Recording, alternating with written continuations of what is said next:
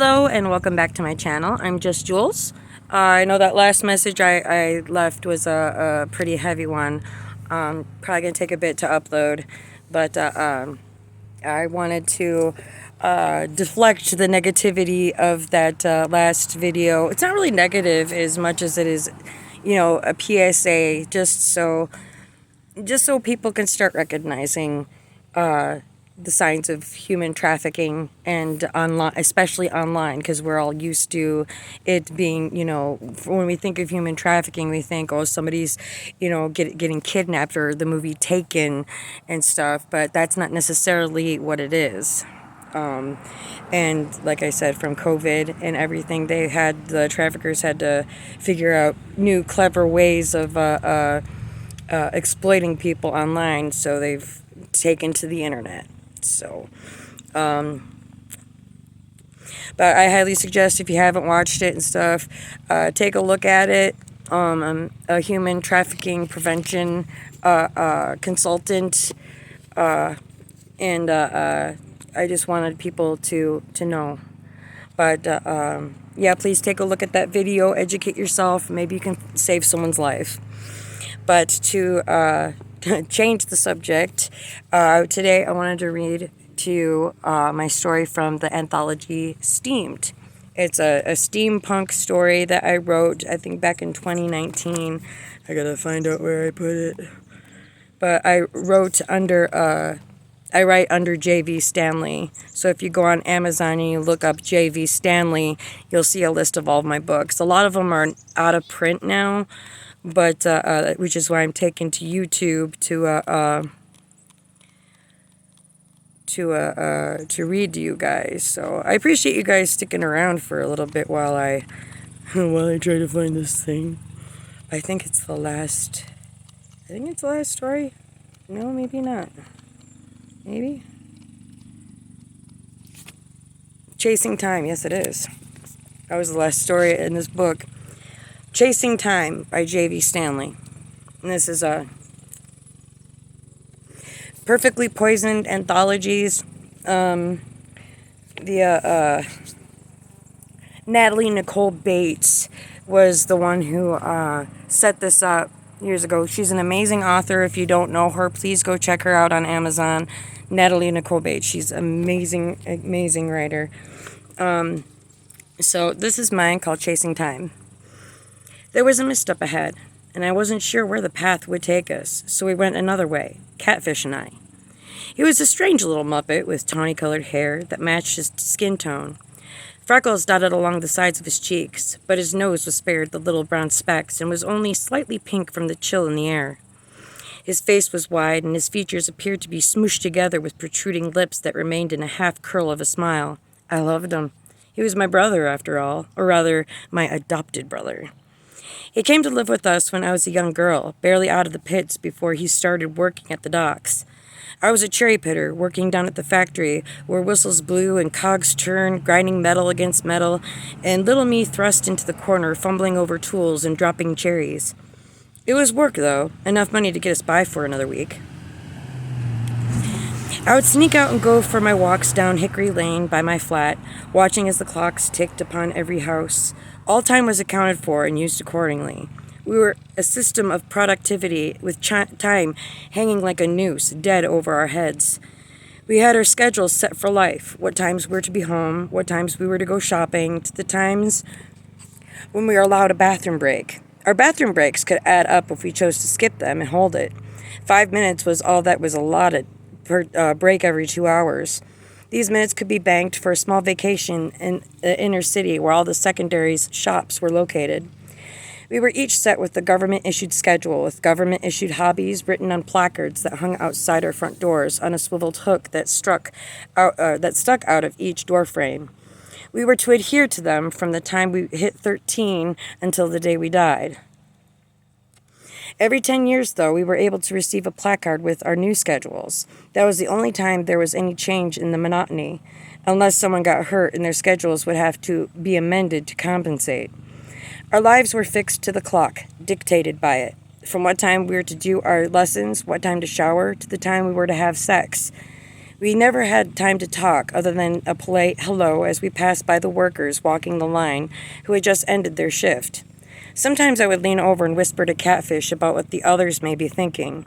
He was only a year older than I, 17. They allowed the two ages to mingle together, but it was the older kids we wanted to hang out with. But we couldn't. So instead of talking to them, we would make up stories about them. We'd make a game of it. I noticed a boy ahead in the line next to me through my peripheral. He was looking up. I took a sharp intake of breath as I shot my eyes in his direction. I kept my head down slightly, hoping the brass wouldn't notice. I had to give it to the boy. He was brave. I suddenly wondered what he was seeing. "You look like Dion with the way your hair is today, Kiera," Catfish joked as we were walking the line. "Frizzy blonde hair bundled up in a ball on your head. Against regulations." "Whatever," I replied. "No, seriously, you have the same eyes. They get all bright bluish and squinty when you do. She smiles more than I do. That's because she's got eyes set on Joshua." I chanced to glance at him, and his face nearly burst with a grin. I saw them looking at each other. "How could you see that when we're supposed to be staring at the laser point on the ground?" "I have my ways," he replied, and then carefully lifted a small compact out of his breast pocket. "That's against regulations," I managed. "Is that what I think it is?" He nodded with a mischievous grin. "A mirror." My breath caught in my throat as I gazed into the silvery surface, reflecting the light of the cloud-covered sun. I tried to hide my smile as the brass walked past. Catfish quickly dropped the mirror back into his pocket and stared at the green laser point on the ground 6 feet away. I could hear the steam engines grumbling in the distance and smelled the gray fog of the industry ahead. Sorry about that. "You got that at the shops, didn't you?" I whispered after they passed. "Yeah, I can manage a whole day without taking a piss," he said, his tone edged with pride. "I've been banking it for 2 years now. I don't think I could go that long without peeing. But how do you get it? There are in the specialty shop for the elect. We're not permitted to." "I know someone who knows someone," was his only reply as our paths diverged. He chanced a slight wave as we turned onto our respective lines, mine leading to the cherry factory, while his led to the docks. I'd always wanted to see the water. Catfish told me it was once a beautiful lake, abundant in fish, surrounded by hulking oaks and maple trees that changed color over time. I looked through my peripheral to the area around me. Wood stacked in large piles near the skinning machines that tore the wood to fragments, with men awkwardly bundling them up in large sacks. I chanced to look above me as I entered the factory district, the tall buildings fallen under ruins, covered in scaffolding.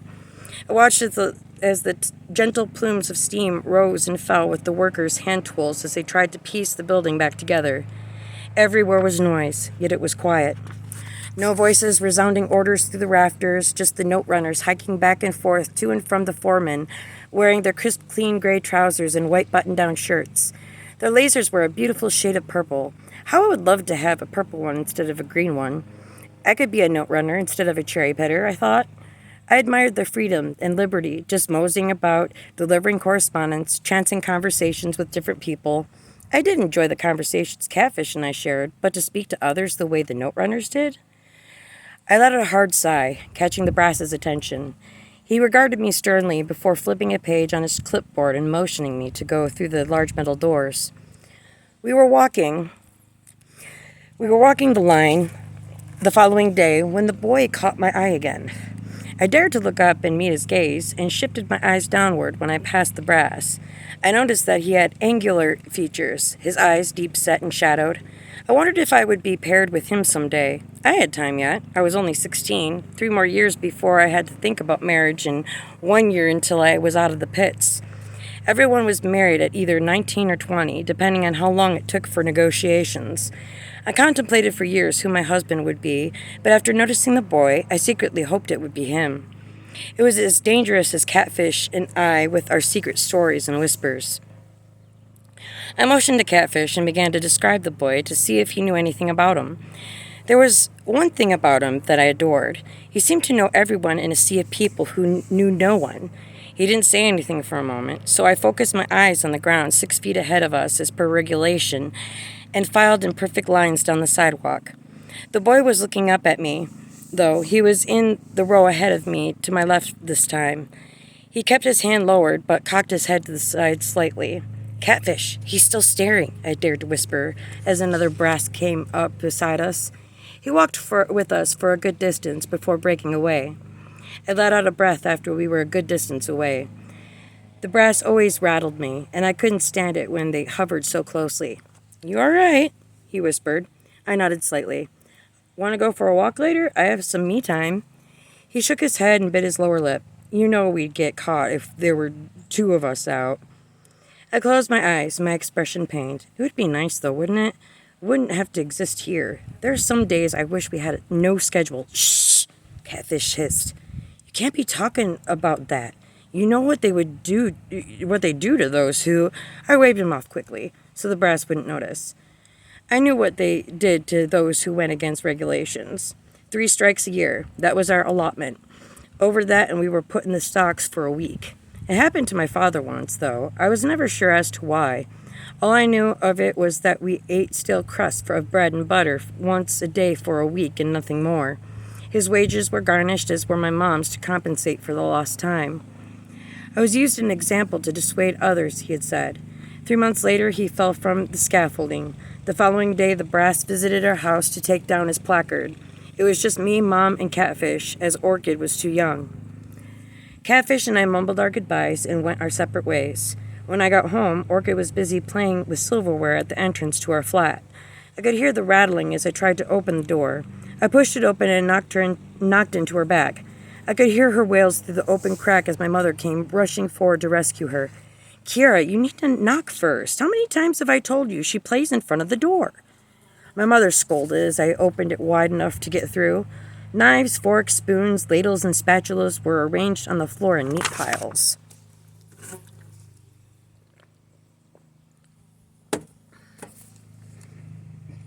Why are you letting her play with all them anyways? I asked, throwing my jacket across the chair in the hallway. You're only giving yourself more dishes to wash. She ignored me, of course, carrying my little sister to the kitchen. Her little face twisted in a smirk as she stuck her tongue out. Little brat, I whispered under my breath. My shoes clanged against the small piles of silver. I picked them up and brought them back into the kitchen where my mother was busy at work making supper. It would be another night of green soup. She was hovering over it while Orchid was tormented by the confines of a high chair. I threw the silver into the mess of cold soapy water in the sink and found my way to my room. Everything was gray. To the dreary outside that followed me inside, the walls were cinder blocks, and if not that, covered in aged wood that had seen too many unkempt days in the sun. We had no carpet, just area rugs stained from years of use. Mostly they were made from our old garments that had worn out. Depending upon the tier, one could replace it, but only when one's current wardrobe was against ordinance. The only thing of true color, of any sort of brilliance, were the clocks as they ticked away our lives, scraping every inch of us until we were nothing but walking bones. In my mind, there was always something greater. We were taught about the government, but none of us could recall ever a time when we had seen any sort of official other than the brass of the elite proper. We abided by what we were taught and never looked up. Never noticed the world around us out of fear we would become too distracted and go about our own merry way. Such life was wasted, and therefore time became the new currency. We could barter our time, but we could never truly own it. Any of it. Our lives a spindle of thread stretched out, cut, and formed into concentric pieces around the hour. Catfish slunk to his corner Catfish slunk to his corner of the house to work on his studies, while I would find my peace within a notebook. I drew the boy I saw the best I could and allowed my mind to drift as my pen moved with my thoughts. It was the only place where I could be myself, though if they were found, the consequences would be dire, especially if one considered the contents. I could hear the turn of the cycle of the washer below, the steam coming up between the floorboards of my room.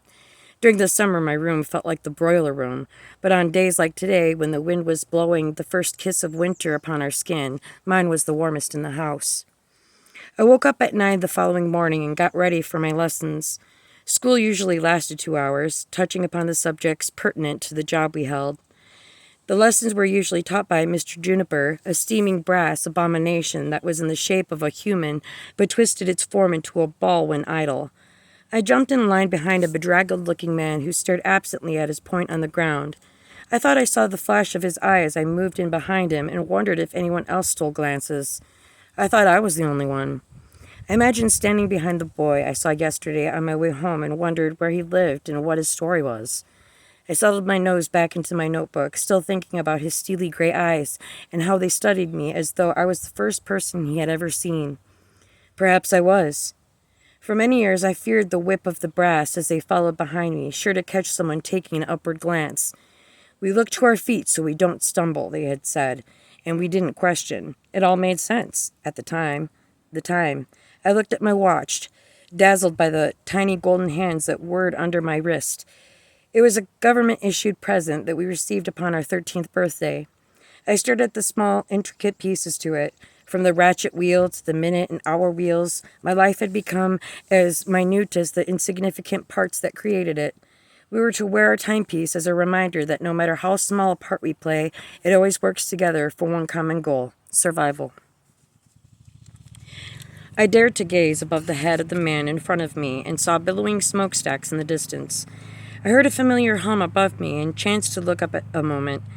It was a golden zeppelin flying rather low in the direction that I was heading. My body jolted with surprise when I noticed a commotion from up in front of me, and I quickly looked down. The fear was jarring. Someone was walking with great speed in my direction, pushing past the lines and breaking up the monotony of the walk. I could hear the brass up ahead cursing and throwing around weight as they tried to plow through. They had caught me. I was in for a whipping in the square or destined for the stocks. I dared to glance up and realized that it wasn't I who the brass was going for. I recognized the boy who came barreling toward me with something stuffed beneath his arm. He held it protectively with one hand while the other shot out, pushing those in his path aside. I stopped and pressed myself against the edge of a nearby house to let him through, but he was too fast. Before I had the chance to protest, he stumbled and slipped something into the inside of my coat. My body was thrown against the side of the house, my head careening against the brick wall. I saw his face. He looked at me in the eyes. We were so close. We were nearly brushing noses. I felt my heart rise into my head and throb there in a pleasant way. I looked at him as though I were peering into a world one frame at a time. I saw everything within that minute, from the curve of his cheek as it met his ear to the soft tufts of dark brown hair that made up his brow, and noticed the sleek incline of his nose. His lips were so close, and I felt mine part slightly. "Keep hold of it. It's yours now," he said, and squeezed my arm. He shot a glance at the brass, who barreled down the sidewalk behind him. He stole one last look at me before pushing himself off the wall and ran between the lines of people. I quickly pressed my hand against the inside of my pocket. Whatever it was small, square, and felt cold against my warm body. I fingered the top buttons of my jumpsuit as the brass stumbled past me in their cumbersome suits. One shot a look of warning as I found my way back into the line and stared at the laser point that guided me. The mechanical brass regarded me with squinting eyes, like two bright golden orbs searching through codes and frequencies. They followed me, waiting. My palms began to sweat, and I wiped them off on my jumpsuit. I calculated my breaths and tempo to my steps until well after he had gone. I listened to the mechanical clanks inside the bodies of the brass as they receded into the distance. Whatever that boy gave me, they wanted it. I had already walked away. It was too late to turn back and turn it in, whatever it was. I put my hand in my pocket, brushing my fingers delicately across the cloth exterior. I fingered the edges of each side and it rippled. I ran my fingernail across the edges, lifting the sheet slightly until I reached the edge of the cover. It was a book. My heart soared, lifting from my rib cage, and had it been a fire, it would burst upon the hearth of my heart. I couldn't contain my smile, and I let out a small little hum with glee. I dropped my expression suddenly, remembering myself. I took a deep breath in through my nose and blew it slowly out my mouth as though I was blowing a hair out of my eye. I felt my heart rise again for the second time. It is amazing what you can learn just looking down. One begins to appreciate the minute details of the streets and what you can see through your peripheral, the things that you can hear in the quiet. Iron ore and hematite glittered the asphalt, making it look like a sheet of stars down the main walkway leading to the pits. I had memorized every pothole, nearly every shiny rock that glittered upon the asphalt. I noticed a brass in the corner in front of the local tavern. I could feel his eyes on me, and my pulse quickened. He must have noticed my hands, and instinctually I pulled it out. The brass would recognize the change in my walking patterns. I never walked with my hands in my pockets, ever. I grabbed a cherry from a large wooden basket and reached for my orange stick. I ripped off the first stem, took the orange stick, and inserted it into the stem end until I hit the pit. With a quick twist, I popped it out and set the cherry carefully into a small woven basket on the other side of me. The machines sorted each cherry by class, as in every factory. The most pristine and flawless of cherries went to the elites. Anything with an abnormality or blemish went to the secondaries, while the remainder was thrown into the incinerator. The machines were a means to classify each fruit, whilst the human labor of extracting the pits was a sort of fad with the elite. Anything made by hand was coveted.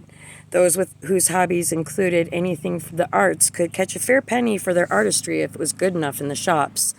Pitting cherries certainly wasn't a glamorous job like being a note runner, but it at least bought the bread and broth for the family for the week. My mother's wages paid for the seeds we planted out back in a small garden in our backyard. Not much sprouted from the earth around the housing districts, as the dirt was dry and powdery at the top, but when one cuts through the earth with a shovel, they hit nothing but clay and rock.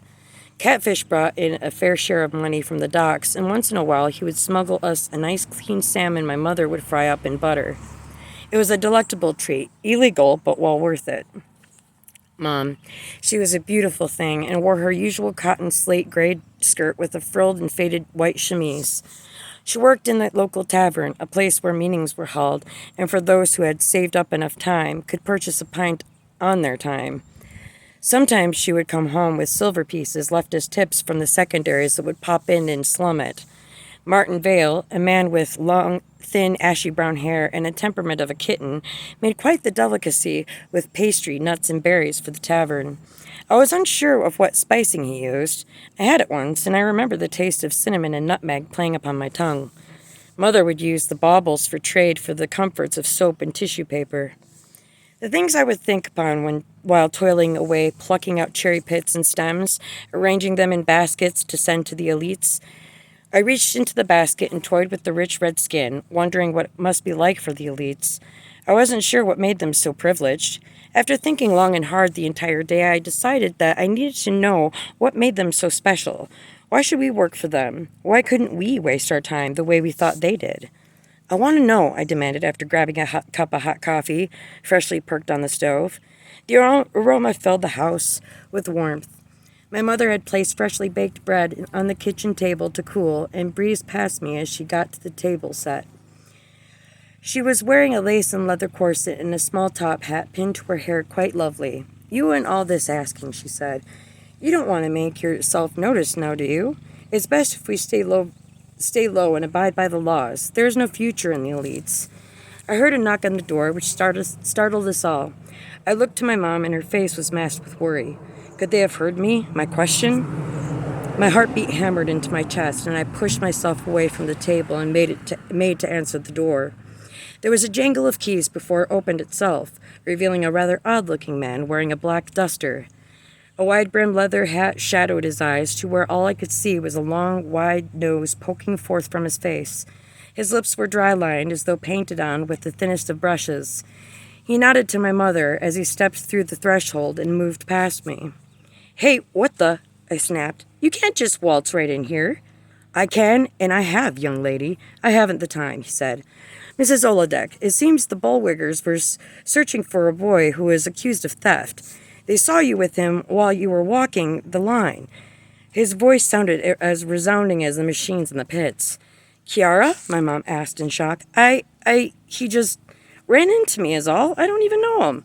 At least I knew the boy wasn't caught. It would be for the stocks for him. Well, I still have to take a look around. He could be hiding somewhere. Maybe he slipped something to you? I shook my head. The man made his way into the kitchen and moved down the narrow hallway that led to the bedrooms. That's when I felt a rise within my stomach. The book. Thank goodness I had stashed it underneath a floorboard next to my mattress after I got home. I had planned on reading it at a later time. What was it that was stolen? My mother asked. I'm here to collect. It's a small rectangular object. Could be mistaken for a book. My mother gasped. A book? I thought those were outlawed. Why would the state have privileged information? Have you seen anything that fits the description? She shook her head. She regarded the man with mild concern and lifted her arms, wanting to be picked up. Orchid, that is.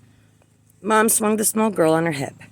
The short silence felt like it dragged as I caught myself wringing my hands. His gaze turned to me, scrutinizing me before barging through my bedroom door. His eyes danced up and down, and suddenly I felt naked. I'd never had anyone other than my parents and sister, maybe Catfish in there, no one else. Who are you anyway? I chanced to ask. Under what authority are you working? My mom echoed. Humph, there's nothing here, he growled and made his way to the door. He opened it and let himself out without another word. I glanced at Mom, who looked as worried as I felt. Well, that was random. Was there a boy? She asked. What do you mean? Like I said, he just ran right into me without a word and took off. The brass was chasing him. That's all I know, I replied as I leaned down to scratch my ankle. I hated lying to her. I could tell by the look on your face that you're not being honest, she replied. Mom, I'm not lying, I swear. You just ran into me, is all. Well, if something happens, come to me immediately. Don't go to the bullwiggers. The brass. Yes, the brass. Those damnable ghosts in the machine. She sighed. I'm going to put your sister down for a nap and lay down myself. I'm feeling weary all of a sudden. Yeah, me too. Catfish not home yet? I think he's still working at the docks. Samuel caught him trying to take a fish, but instead of reporting him, he's making him work it off. His, as in Samuel, the first mate? Yeah, and it's a good thing he caught him and not one of the others, I mumbled, pulling his stray hair out of my mouth. It was a blessing that the captain wasn't told. She sighed as she walked to Orchid's bedroom. Orchid's bedroom. Orchid was squirming in her arms, as she knew full well what was about to happen. Her cries echoed down the hallway the moment my mother placed her in the bed. I made to my room, shut the door behind me, and went for the loosed floorboard. I used a kitchen knife to pry the board up and out, and looked down at the cloth navy blue cover. I didn't know what it contained, but if a strange man can come barging through our door in search of it, there had to be something in it that the state didn't want anyone to read. But I had with me a real book. A real one. Not a pamphlet like the note runners hand out or the sheets of paper we fill out during our school time, but this was a physical pages enclosed in a cloth binding. Knowledge. Learning. A book. One that I could read later. It was too soon. The man could come back. Mom? I called out, replacing the piece of wood and getting up. Mom! I called out again, walking down the hall toward her bedroom. Her door was open and she was laying on her side, holding Orchid. I take it she didn't want to go down. She doesn't like being alone, she replied. She's been this way since your father. I felt her pain as she smiled, her eyes downcast. Mom, who is that man? He's of the elite proper, kind of like a bounty hunter law enforcement officer. They have absolute power, and bad things happen if you cross them. Bad things? Like what bad things? Bad things, she warned. I could feel my muscles twitch suddenly. I'm going to use some of my free time, I think. I thought you were saving it. I shook my head. Nah, I'm heading to the docks, too. I grabbed a nearby hat, one that Catfish usually wore. He must have forgotten it. I'm gonna go down to the docks and give Catfish his hat. Don't tell him about the elite proper. I will, she replied with a smirk. You know you're not supposed to go down there. You'd better not get caught. He does need his hat, though. Ordnance, she echoed. I grabbed the hat and made my way to the door and stopped. This would be the first time I would see the docks. I quickly zipped out of my jumpsuit, raced to Catfish's room, grabbed his clothes from yesterday and put them on. They smelled horrible, like fish guts in the water. It repulsed me, but I'd rather not get caught. It was bulky on my medium frame and hung like a tent. The zipper on the front had broken, and he attached tiny pins to keep it in place. He really ought to exchange it for a new one, I thought, before bolting out the door.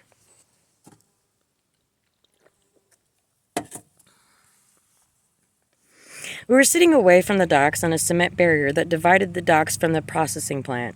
The air was salty, and I could feel the cool breeze against my exposed skin as it ran across the water. I could feel the fish from here, but mostly it was a clean scent. It made me wish I hadn't put on Catfish's clothes that reeked of fish and guts. The wind blew most of the scent away, though. I could see from across the bay more smokestacks positioned across the water with elegant building erected behind them.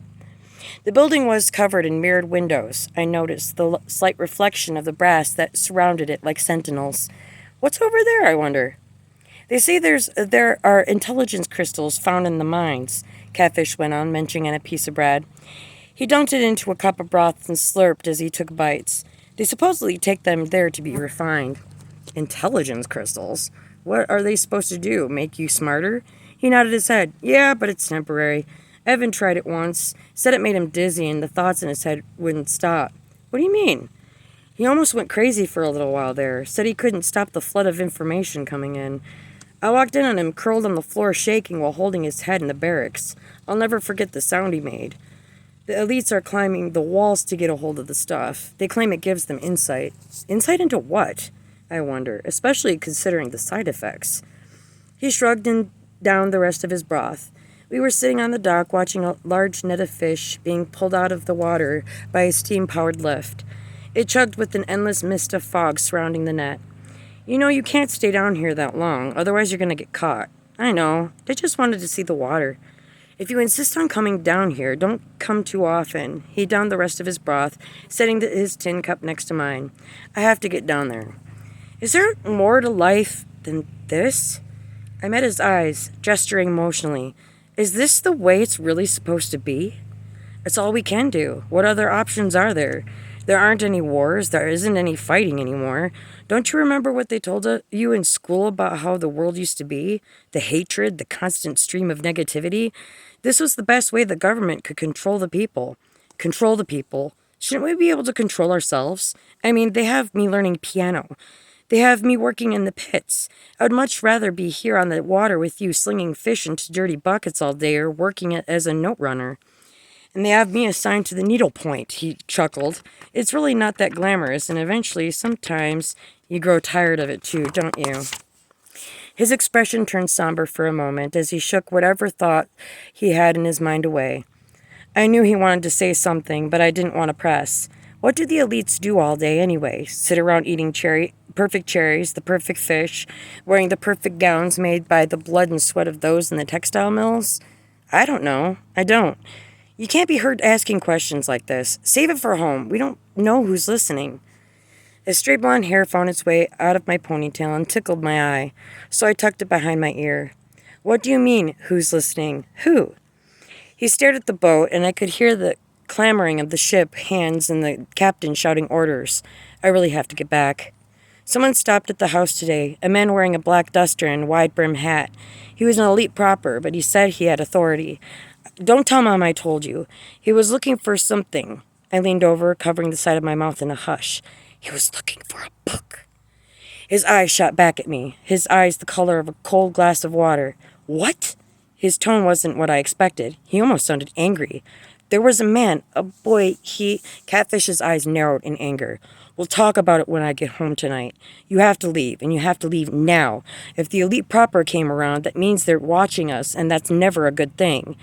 He shoved his fists into his pockets and grumbled, A book? Do you have it? I didn't answer. I couldn't lie to Catfish, and even if I tried, he'd know. Sooner or later, he would find out. You kept it. Damn it! We'll talk about this at home, when no one is listening. He growled. I watched him stomp away to the boats, without another word spoken. I hated when he was angry. I always felt as though it were my fault, no matter the reason. There was no joy other than the stolen moments within our family circle and every now and again with other workers. His anger made me feel alone.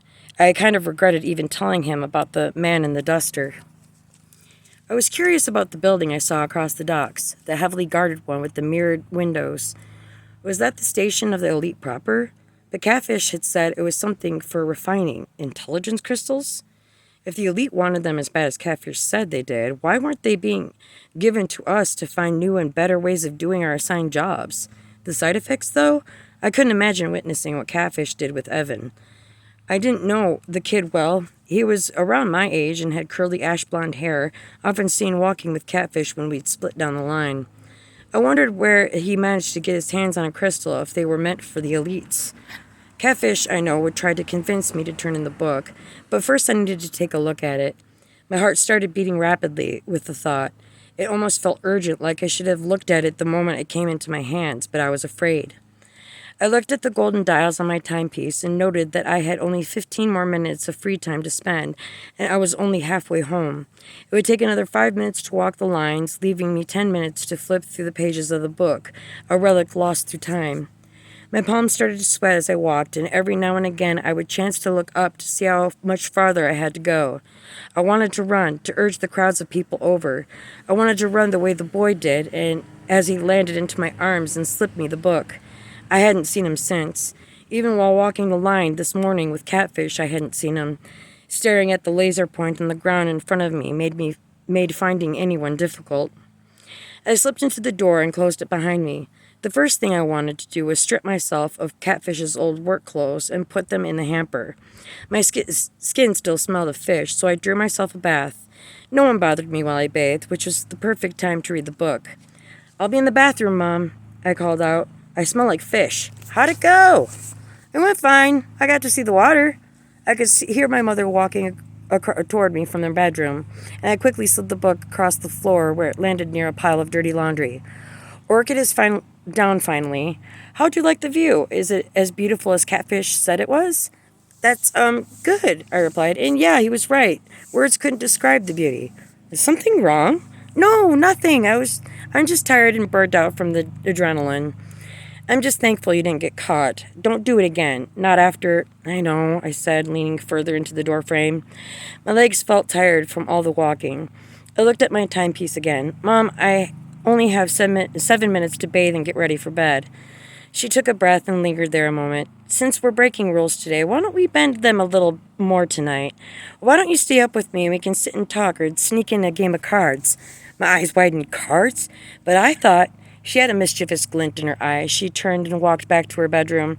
My mom had playing cards?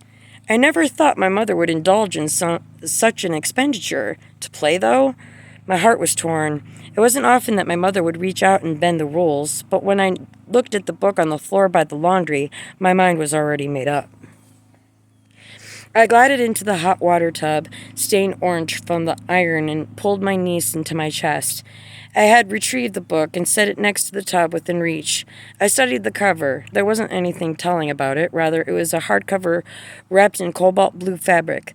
The binding was broken and tattered from use. The pages along the side were uneven, as though they were sawed through rather than cut with a clean line. I turned it over in my hands, allowing the cover to open slightly, and ran my thumb across the pages. Such a simple object, really. Harmless. What could the elite proper want with such a simple thing like this? All I heard about books was that they changed the minds of the people. Apparently caused them to be less focused on the world around them to see that it was falling apart. Looking at one at the moment, I found it hard to believe that someone could wrap themselves up within the pages and live there. I could hear the tick-tocking of my timepiece on the cupboard near the sink, counting down my time, and I was running out. I flipped to the first page, and it was blank. I flipped to the second, and it, too, was blank. I flipped through the pages until I found, stuck between two of them, a folded piece of bright yellow paper that fell out into the tub and floated. Quickly, I dropped the book onto the floor and carefully picked up the paper and gently unfolded it. The ink was smearing, but I managed. "Kiera, I hope this finds you well. I believe you and I share the same curiosity. I hope this diary helps you find your way through the maze of the lines. I hope it brings you a measure of autonomy in a world plagued by conformity. Read only at night, after the candles are lit and the sun is set. The diary is no longer safe in my hands. Guard it well, good luck, and may the truth find you. Berrien." Berrien? Was that the name of the boy who handed me the book? Whatever came of him? Did the brass take him to that mirrored building across the docks? My world, for some reason, felt different, as though a veil had lifted.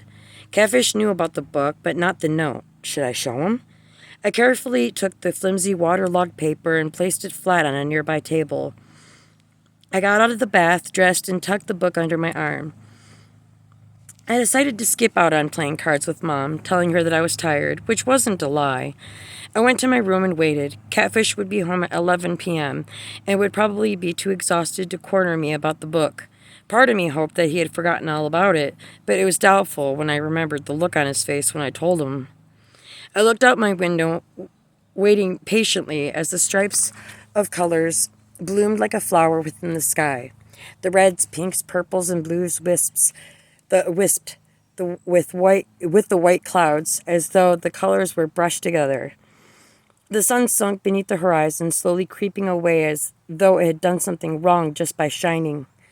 It became too dark to see, so I struck a match and lit the candle on my bedside table, took a deep breath, and opened the book.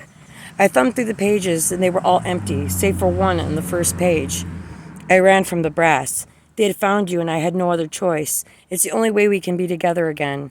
The elite proper hunted you to her home.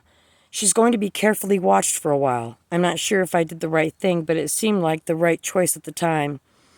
Morcall has plans for you in the Ebony Building, and he will stop at nothing to find you. They created you and now want you destroyed.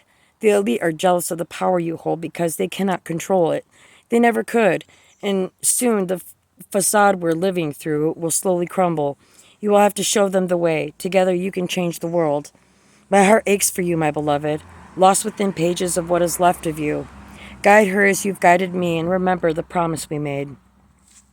I closed the book, blew out the candle, and hid the book underneath my pillow. A flood of information poured into my mind after I fell asleep.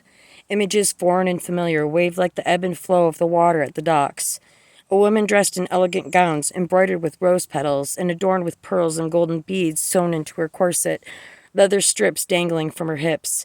She was strapped to a metal table, folded up to where she was standing with lines and tubes sprouting from her head. An old man wearing coveralls appeared forlorn as he stood by the edge of the water, looking out into the sunset as though waiting for an answer to a question he didn't know. I saw aerial hallways lit with gaslights, a long corridor with mirrored windows, and a plushy hunter green carpeting, the walls painted an institutional white with long, large brass pipes running the length of it. The face of the man in the duster, the elite proper, searching for what? The pages were blank only an hour prior, but how could this be? Invisible hands writing and sending messages inside the pages of a book? What made me so special that this boy should entrust the book to me? I focused my thoughts on the mirrored corridor and the face of Morcall, the man in the duster. I wasn't sure how I knew it was his name. It was a feeling. The images were painful, as though my brain was seared by a thin metal spike with each memory that embedded itself into my mind. I held my face in my hands, waiting for the pain to stop. When it subsided moments later, I laid down and listened to the roar of an engine as a nearby airship took flight to run supplies to the elite. Catfish would be home soon. I was too shocked to think of sleep. Part of me wanted to talk to him about it. The other part felt like I should keep it a secret, like I should have in the first place. The book felt important. I didn't quite understand the message, but with the accompanying images, I had an idea. The elite had gone too far in their ambition for perfection. I heard the click of the latch on my door and quickly closed my eyes, pretending to sleep. "Kiera?" Catfish whispered. "You awake? We need to talk." I sighed resignedly. "Yeah, I'm awake." He slipped in through the door, and I moved my legs so he could sit at the foot of my bed.